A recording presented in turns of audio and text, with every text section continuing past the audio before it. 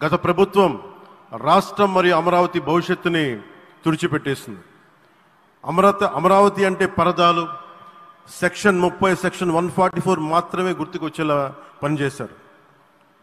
నువ్వు ధర్మం కోసం నిలబడితే ధర్మం నువ్వు నిలబడేలా చేస్తుంది అనే విధంగా ఆ రోజున అమరావతి రైతులు, రాష్ట్ర ప్రజలు ఈ ధర్మ యుద్ధంలో విజయం సాధించారు.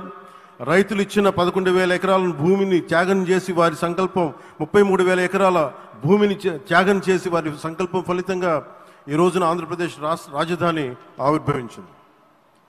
అమరావతి రాజధాని పనులు పునఃప్రారంభమవుతున్న ఈ శుభ సందర్భంలో ముందుగా రాజధాని నిర్మాణం కోసం స్వచ్ఛందంగా ముందుకొచ్చి తమ భూముల్ని, పొలాల్ని ప్రభుత్వానికి ఇచ్చిన అమరావతి ప్రాంత రైతులకు, మీ త్యాగానికి గత 5 ఏళ్లుగా మీరు చేసిన పోరాటానికి శిరస్సు వంచి మీకు ధన్యవాదాలు తెలియజేస్తున్నాం.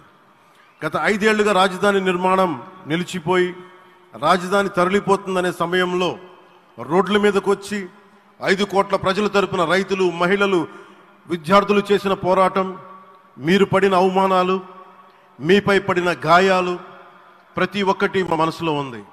ఆ రోజున దివ్యాంగులను కూడా లాఠీ దెబ్బలు నా గుండెలు ఇంకా సజీవంగా ఉన్నాయి. ఆ బాధ మేము మర్చిపోలేదు, ఎవరిని మర్చిపోనివ్వలేదు. అందుకని దానికి సజీవ సాక్షి ఈ రోజున తిరిగి పునఃప్రారంభానికి గౌరవ ప్రధానమంత్రి గారు రాక, ఆ రోజున మహిళలు, విద్యార్థులు చేసిన పోరాటం, మీరు పడిన అవమానాలు, మీపై పడ్డ గాయాలు ప్రతి ఒక్కటి మనసులో ఉంది.